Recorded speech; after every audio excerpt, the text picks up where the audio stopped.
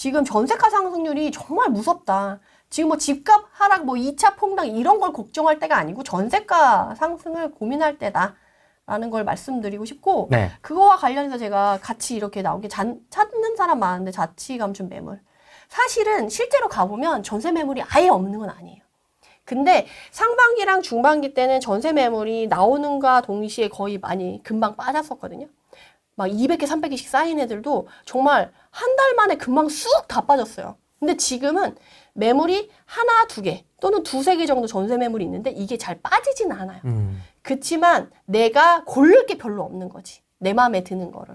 그래서 지금 만약에 내가 전세를 살고 싶은 수요가 많은 단지 가면 전세 매물이 없을 수도 있어요. 있는 데는 한두 개. 근데 마음에 드는 건 별로 없고 당장 급하진 않고. 그래서 사실 전세 만기가 다가오시는 분들의 고민이 깊어지는 시기가 지금인 것 같아요.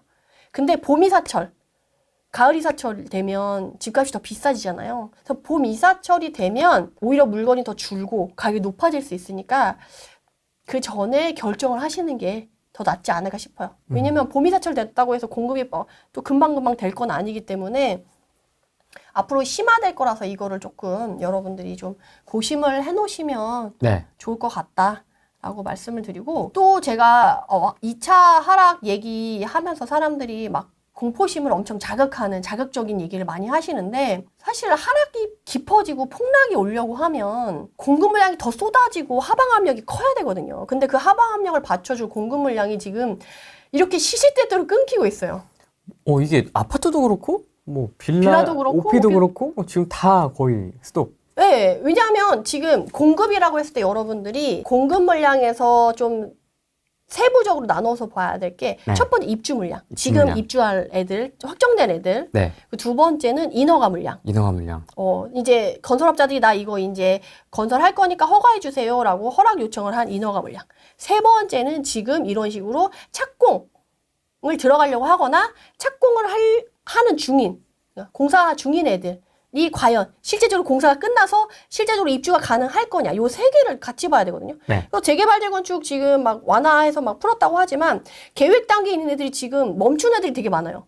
왜냐면 갑자기 공사비 올라가지고 원래 분담금이 2, 3억 정도 내라고 했는데 이번에 뉴스에 나온 게 그거잖아요. 반포에서 갑자기 2, 3억 정도 분담금 내라고 하니까 그거는 어글이 납득할 수 있어. 근데 갑자기 공사비 올라서 12억 내라고 하니까 뜨악한 거예요. 잠깐만 이렇게 된 거지.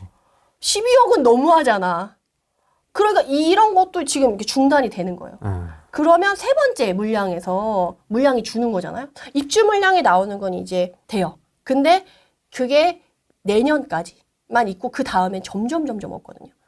그리고 지금 인허가 물량 이미 줄어가지고 이것 때문에 문제가 돼서 지금 정부에서 규제 완화 정책이라던가 건설사들을 살리려고, 위한 뭐 PF 대출 뭐 85조 원 바로 마련했잖아요. 뭐 이것저것 막 해주고 뭐 취득록세 너네는 완화해주고 뭐 주택수 제외해주고 막 이것저것 냈잖아요. 그러니까 얘네는 어떻게 살리려고 하는데 얘네는 그런 거 해줘도 수익이 안 나오는데 당연히 인허가 물량이 떨어질 수밖에 없죠. 기존 거의 3분의 1 수준밖에 안 돼요.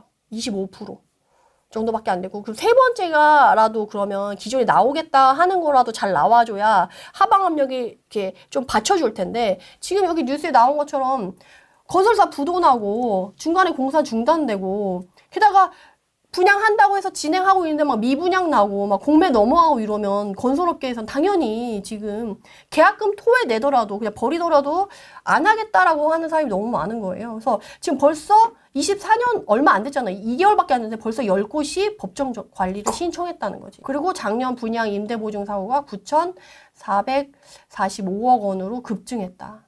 그래서 지금 만약에 나 분양 받았어. 근데 공사 중단한대. 건설사에서 지금 부도 나가지고.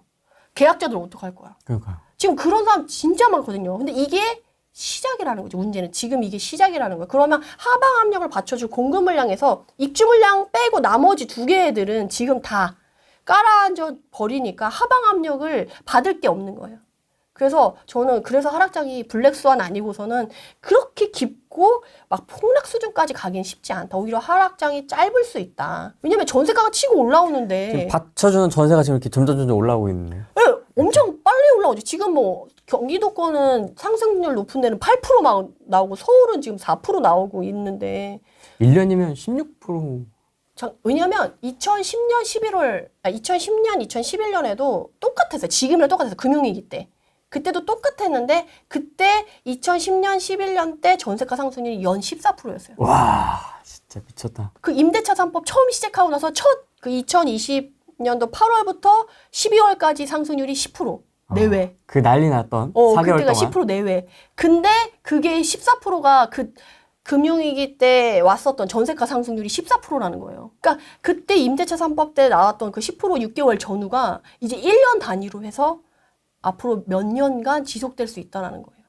그러니까 여러분들이 지금 이게 되게 사실 되게 크고 중요한 건데 이거를 모르시고 계시는 분들이 너무 많아요. 그래서 지금 전세 수요로 되게 많이 진입했거든요. 지난번에 제가 나왔을 때 보여드렸지만 서울은 거의 비율이 막 10대 1이에요. 매매는 1, 전세 수요, 전월세 수요는 10, 10배 거래가 돼요. 그럼 이 사람들 수요가 다 이런 식으로 여기에 다 엮여 있는 거라서 사실은 여러분들이 이걸 많이 신경 써야 된다. 그래서 공급이 줄어들면 줄어들수록 금융위기 때 나왔던 게 1년 계약, 반전세, 반월세, 그리고 집주인이 부르는 게 뭐 시세, 그리고 뭐 돌아가면서 가위바위보해서 계약서 쓰고 이런 게 점점 심화되지 않을까? 그리고 그 다음에 나온 게 이거잖아요. 아파트도 미분양 나는 마당에 그걸 누가 짓겠어요 하면서 빌라 착공 물량도 지금 확연히 줄고 있죠. 이번에 근데 그 장관님, 국토부 장관이 바뀌면서 그분이 우리 주거 패러다임을 바꿔야 된다. 아파트 말고 비아파트로 주거를 바꾸라고 했어요. 근데 비아파트도 안 짓겠다는데 어쩔 거야. 오피스텔, 빌라, 뭐 생숙, 아파트도 지금 미분양 나는데 지금 이거 짓겠냐는 거지. 못 짓죠. 지금 상황이 이런데. 그리고 전세 사기 때문에 전세로도 안 나가. 다 소형 아파트 쪽으로 다 몰렸단 말이에요. 그러니까 이제 뭐 주거 패러다임을 바꾸고 싶었는데 이제 바꿀 수 없는 상황이 되는 거죠. 패러다임을 바꿀 집이 없어. 그래서 결국에는 이제 나라가 공공으로 지어줘야 되는데 나라도 지금 돈이 없어요. 세금이 줄어가지고 지금 힘들어하는데 어떻게 할 거야? 공공 빌라 지으라고. 공공 빌라. 공공 빌라? 공공 빌라. 나라도 공공 빌라는 안 지어. 그리고 이번에 뭐 주택임대사업자 뭐 빌라 분들 뭐 임대주택 그거 매입하겠다고 한 채씩만 매입해 준다고 하고 그것도 1만 채만 해준다고 했잖아요. 그때 한번 봤었죠. 네, 나라도 한계가 있어요. 그래서 여러분들이 그 부분에 대해서 진짜 좀 신경을 많이 써야 되는데. 한 가지 네네. 질문이 이제 나왔던 질문인데, 이 착공 물량이 지금 이렇게 되면 이 빌라 시장에 우리 기회가 한번 있는 거 아니냐. 빌라에 투자하는 거에 대해서는 좀 어떻게 생각하십니까? 전세가 이렇게 올라가면 빌라 쪽에 전세도 좀 자극을 할 것이고, 빌라 착공 물량이 이렇게 되면 이 빌라 갭 투자 할 수 있는 거 아닙니까? 제가 빌라를 지난 상승장에 초반부터 투자를 했던 사람으로서 네. 빌라는 그 매매가에 올라가는 상승에 그 지붕이 있어요. 유리벽이라고 했나? 유리천장? 그게 있어서 그걸 넘어설 수 없어요. 유리천장은 깨라고 있는 겁니다, 메디테라님. 안 깨지더라고. 나도 좀 깨졌으면 좋겠어. 엄청 기다렸는데 안 깨지더라고. 안 깨지더라고. 그래서 물론 신축 빌라 초반에 5년 미만에서는 약간 왔다 갔다 할 수는 있어요. 빌라 시장이 좋을 때는. 근데 그 외에는 힘들어. 그 제가 그 오피스텔이나 생활형 숙박시설이나 빌라 같은 경우는 거기에 사시는 수요분들을 철새족이라고 말씀드려요. 엉덩이가 가벼워. 맞아요. 여기 살다가 더 좋은 데가 막 빌라가 새로 들어왔어. 그쵸. 냉큼 옮겨요. 그쵸. 짐도 가벼워. 맞아. 신혼부부나 혼자 사는 분들이라서. 그럼 얘는 버려져. 그러면 여기 살면서 이제 이분들이 전세에서 매매로 갈아타야 되는데 이분들은 돈 벌면 아파트 살고 싶지 빌라에 살고 싶지 않거든요. 그러니까 이걸 매매로 하지 않아. 잘. 빌라를 매매해서 꾸준히 거주를 하고 싶은 사람들이 많지 않고 문제는 또 감가상각이 워낙 빠르고 그 노후되는 속도가 너무 빨라서 유지 관리 비용이 많이 들고 관리가 되게 힘들어요. 그래서 전세 그 빌라 살다가도 아파트 가고 싶어요. 관리를 해주는 관리사무소가 있는. 그래서 제가 그 유리벽을 없애서 어떻게든 나도 좀 높게 빌라를 팔아보고 싶은데 제가 말씀드렸잖아요. 이렇게 박혀있는 검이 아직도 안 빠지고 못 빼고 있다고. 빌라는 신축으로 들어갔다가 재개발이 된다고 가격이 올랐을 때 나올 수 있어요. 그것도 입지가 좋을 때나 가능한 상태인 것 같아요. 물론 서울에 정말 알짜배기, 역세권 이런 데는 월세 수익 정도로만 뭐 굴린다라고 하면 괜찮을 수는 있는데 가성비가 안 나와요. 문제는 그런 애들은 대출 많이 받아야 되고 지금 뭐 이자율이 그렇게 뭐 썩 좋지 않은 상황에서 수익률이 지금 안 나와요. 그래서 나중에 대출 규제가 풀리고 경매 시장이 좋고 그럼 월세를 좀 돌려도 좋을 애들은 그렇게 해도 되거든요. 굳이 서울에 뭐 비싼 빌라를 사가지고 그 노후도를 감당하면서 할 필요는 없거든요. 그래서 빌라는 제가 지난 상승장부터 정말 그 계단 상승, 언덕 상승, 절벽 상승장까지 가지고 있어 봤는데 쉽지 않더라고요. 천장 뚫지 못한다. 절벽 상승장에도. 절대 뚫지 못해요. 절대 뚫지 못해요. 그 유리 천장이 아닌데? 콘크리트 천장인 것 같은데? 콘크리트보다 더 단단해요? 더 단단한 것 같아요. 왜냐면 경매로 싸게 받아도 쉽지 않아요. 심지어 그 경매로 받으셨던 거예요? 경매로 받으려도 못 받아서 경매 낙찰가보다 낮은 금매를 산 상황에도 불구하고 수익을 내기가 없더라고. 단타로 막 진짜 500대기 한다고 하면 비벼볼만 할 텐데 그 외에는 쉽지 않다. 차라리 그 돈이면 아파트, 소형 아파트를 하겠다. 왜냐면 소형 아파트, 빌라 하는 가격이랑 소형 아파트 지방 하는 거랑 똑같아요. 오히려 그쪽이 더 쌀 수도 있어. 그리고 제가 지방에 진짜 완전 소형 아파트도 있거든요. 막 3천만 원짜리, 4천만 원짜리 아파트도 갖고 있어요. 지방에 있는 거. 걔가 훨씬 월세 수익도 잘 나고요. 상승률도 훨씬 나아요. 관리도 편하고. 그쵸. 관리사무소도 있고. 훨씬 나아요. 훨씬. 그 돈이면 차라리 진짜 지방에 소형 아파트를 하는 게 낫지 빌라를 하는 거는 아닌 것 같아요. 그리고 지금 이슈가 되는 건 이거예요. 분상제. 그러니까 분상제 아파트 실거주 의무. 사실 올 초에 이거 실거주 의무 없애주고 하고 전매 제한 없애주고 나서 이거 팔게 해줄게 라고 했는데 전매 제한을 없애주고 실거주 의무는 지금 법안 통과를 못 해가지고 표류된 상태로 지금 1년 왔거든요. 근데 문제가 된 건 뭐냐면 제가 이걸 왜 얘기하냐면 지금 전세가 많이 올랐잖아요. 전세를 공급을 해야 되는데 이런 식으로 실거주 의무를 박아버리면 전세 매물이 안 나와요. 공급되는 아파트에. 실거주를 다 해야 되니까. 전세로 나올 매물이 없잖아요. 그래서 이게 지금 욕을 먹고 있는 거예요. 그게 아니었으면 이거를 뭐 3년 유예 추진하기로 한다 뭐 이런 얘기가 안 나왔을 거야. 근데 지금 전세가가 막 올라가고 있고 전세 매물 없다고 난리인데 너네 뭐 정치적인 이념이나 뭐 이런 것 때문에 못 해준다라고 하면 이제 표를 받기가 어려운 거지. 지금 총선 시즌이잖아요. 그래서 이번에 지금 이게 통과되지 않을까라고 지금 나온 거예요. 근데 이게 통과되지 않았던 이유는 정부나 이제 여당은 빨리 이거 분양가 상한제 아파트는 분양가를 낮게 해서 너네가 좀 싸게 받을 수 있게 혜택을 준 거예요. 그러니까 대신에 너네는 투자용으로 하지 말고 실거주 하는 사람만 할 수 있어 라고 해서 규제를 한 게 실거주 의무거든요. 그래서 잔금 치르면 무조건 너 실거주 해야 돼 라고 했는데 지금은 분위기가 많이 바뀌고 아파트 가격이 떨어지고 전세 공급이 지금 완화하지 않은 상태에서 이 사람들을 묶어놓으니까 전세 공급이 안 될 것 같으니까 그리고 지금 대출 규제가 많아지고 그 사람이 잔금 치르기가 어려워지니까 그 사람들이 이제 아우성이 심해진 거예요. 근데 이게 전국 단위로 봤을 때 지금 수도권 위주로 지금 분상제 아파트를 많이 했고 그 대상되는 단지가 44,000에서 47,000 정도 단지가 된대요. 세대수가. 그리고 지금 이편산 강일 어반브릿지가 2월에 지금 입주를 했어요. 얘는 지금 실거주 의무가 있는 상태에서 진행을 하고 있어. 그냥 적용이 된 거죠? 네, 적용 상태에서 지금 가고 있어요. 얘는 지금 상황 어떤 것 같아요? 그래도 전세 매물이 나와요. 예외 조항이 있거든. 그 예외 조항에 의해서 전세 매물이 나오는데 전세 매물이 되게 조금 나오죠. 근데 새 아파트잖아.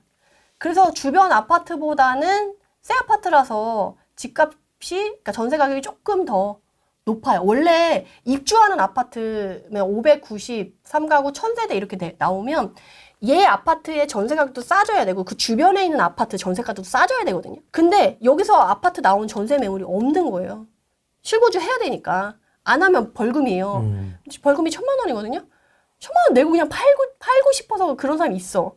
근데 문제는 그렇게 팔잖아요? 못 팔아. LH한테만 팔아야 돼요. 그러니까 벌금을 내도 LH한테 팔아야 되는 거야. 그러니까 팔지도 못하고 자기 잔금 치를 돈도 없어서 실거주도 지금 못하고 대출 규제에 있고 그러니까 사람들이 다 붕 뜬 거예요. 그러니까 지금 이게 문제가 된 건데 지금 그런 상태에서 지금 이편한세상 강일 어반 브릿지 얘가 고덕 어반 브릿지로 이름을 바꿨더라고요. 강일은 약간 사람들이 약하지. 고덕을 좋아해. 세지. 고덕 세지. 근데 입지는 강일이야. 입지는 강일인데 이름을 고덕으로 바꿨더라고요, 최근에. 그래서 알아보니까 지금 예외 조항에 들어가는 해외에 거주 중이거나 뭐 아이들 질병 문제로 뭐 다른 지역에 있거나 수도권에 거주하는 게 아니고 이러면 그걸 증명할 수 있으면은 이제 전세를 놓을 수가 있는데 문제는 그걸 증명을 하기가 까다로울 수 있다는 거지. 그리고 이거를 안내가 잘 안 나가는 것 같아. 국토부에 질의해도 국토부 전화도 안 받고 네가 알아서 해라라는 분위기로 지금 가는 것 같아요. 그리고 이게 예외 상황이 아닌데 전세를 줘도 그 집을 갖고 있는 집주인도 과태료를 물지만 내가 전세로 들어간 사람도 과태료가 있나 봐요. 아. 그러니까 내가 모르고 만약에 전세 계약을 했어. 그러면 몇백만 원 과태료를 받을 수도 있는 거예요. 이걸 모르면 안 되는 거지. 근데 그런 게 지금 수도권에 44,000에서 47,000 세대 정도가 지금 해당된다는 거예요. 강동의 어반브릿지, 헤리티지 자이. 심지어 지금 가장 문제가 되는 둔촌주공. 게 둔촌주공 올림픽 파크포레온이에요. 12,000세대인데 지금 실거주문 묶어놨다고. 둔촌주공은 살려야 한다는. 지금 이것 때문에 사실 지금 논란이 되고 있는 거예요. 얘네까지는 해줄 수 있게 해줘야 되지 않겠냐라고 해서 얘는 지금 너무 불쌍한 거지. 지금 너무 꼈어. 시간이 너무 애매해. 얘네 헤리티지 자이 정도만 됐어도 어떻게 기다려볼 수 있는데 얘는 이미 됐어. 얘는 지금 소급 적용을 해줄 수도 없어. 그쵸. 이미 뭐 전세 못 넣고 자기가 실거주 들어갔는데 뒤늦게 뭐 전세 놓을 것도 아니고. 그러니까 얘는 소급해줄 수도 없는데 헤리티지 자이 같은 경우 조금 지금 떨고 있겠죠. 총선 되기 전에 지금 2월 안에 지금 이거를 통과시키겠다라고 하는데 가능성이 있는 게 정부랑 여당이 이거 하자, 실거주 의무 폐지하자라고 했을 때 야당에서 반대를 해가지고 이거를 못한 거였거든요. 근데 이번에 이제 총선이 있으니까 야당에서 폐지는 안 되고 대신에 한 바퀴, 전세 한 바퀴 돌릴 수 있을 정도로 3년 유예는 시켜줄게. 3년 후에, 그러니까 전세 한 바퀴 돌리고 이사기간 1년 주고 해서 3년 유예해줄 테니까 그걸로 해서 내가 발의를 할게라고 해서 이번에 야당이 법안을 발의하겠다고 한 거예요. 그러니까 이제 반대파가 없는 거지. 그러니까 법안 통과될 가능성이 상당히 높은 거죠. 그래서 2월 안에 지금 법안 통과를 하겠다라고 나와서 지금 헤리티지 자이 같은 경우는 조금 기대를 해볼 만하죠. 이거 방송 올라갔을 때쯤에는 해줄 수도 있겠네요. 네, 어느 정도 이제 결과가 나왔을 수가 있겠죠. 근데 지금 전세 매물 안 나오고 전세가 이렇게 막 10%씩 막 올라가고 막 이런 상황에서 올림픽 파크포레온까지 묶어놓는다. 난리 나죠, 난리 나. 주변 전세가 폭등하죠. 그러니까 안 해줄 수가 없는 거예요. 이거는 분양가 상한제로 싸게 너네 아파트 받았으니까 너 투자로 활용하지 않게 제한할 거야 라고 할 수가 없는 게 전세 시장이 지금 박살이 나고 있기 때문에 그걸 고수할 수가 없는 상황이 된 거예요. 그래서 지금 이런 상황이니까 이게 어떻게 되냐에 따라서 전세를 구하려고 하는 사람도 이거를 좀 유심히 볼 필요가 있고 주변에 입주량이 있으면 전세 구하기가 좀 쉽잖아요. 그리고 이 분상제 아파트를 분양받으신 분들은 지금 떨고 있죠. 잔금 못 치르는데 지금 전세가 올라와 있잖아요. 주변 전세가만큼 받을 수 있으니까 주변 전세가에서 대부분 이거 당첨되신 분들이 가격이 낮게 받았어. 지금 전세가랑 분양받은 가격은 크게 차이 안 나요. 그러면 전세 받아서 조금만 어떻게든 보태서 하면 잔금을 치를 수 있단 말이에요. 이걸 놓치지 않을 수 있어. 그러니까 이걸 당첨받은 사람도 지금 떨고 있고 이게 전세를 구하려고 하는 사람도 전세 매물이 안 나올까 봐 떨고 있는데 지금 그 두 사람들한테 다 중요한 일이라서 이거는 통과될 가능성이 높지 않을까. 그래서 이 뒤에 있는 애들은 이 앞에 있는 애들에 비해 결과가 나온 상태에서 좀 괜찮지 않을까 싶어요. 그래서 여러분들 이것도 좀 챙겨보시면 좋을 것 같아요. 여러모로 둔촌주공은 참 축복받은 단지 같아요. 그러니까 약간 대표 되니까. 굉장히 좀 이렇게 결정적인 위기 때마다 항상 이렇게 뭔가 이렇게 풀리는. 왜냐면 세대가 크니까. 대표 단지라서. 세대 수가 작았으면 이렇게 큰 약간 중심점이 되지 않았을 텐데 PF 대출도 그렇고 미분양도 그렇고 건설사 문제도 그렇고 그리고 뭐 공사 중단도 그렇고 공사 중단 6개월 했더니 1조가 공사비가 그냥 얘는 그 모든 면에서 항상 대표가 될 수밖에 없는. 그 얘 입주되면 강동구랑 송파는 들썩들썩 할 수밖에 없어요. 그 입지 자체가. 그래서 이거는 파급력이 엄청 클 거다. 여러분들 이건 주시하고 계셔야지. 전세 사시는 분들도 새 아파트 싸게 살고 싶다 그러면 입주하는 아파트가 어떤 상황인지 알고 있어야 이 기회를 잘 쓸 수가 있죠. 그래서 좀 유심히 보시면 좋을 것 같습니다.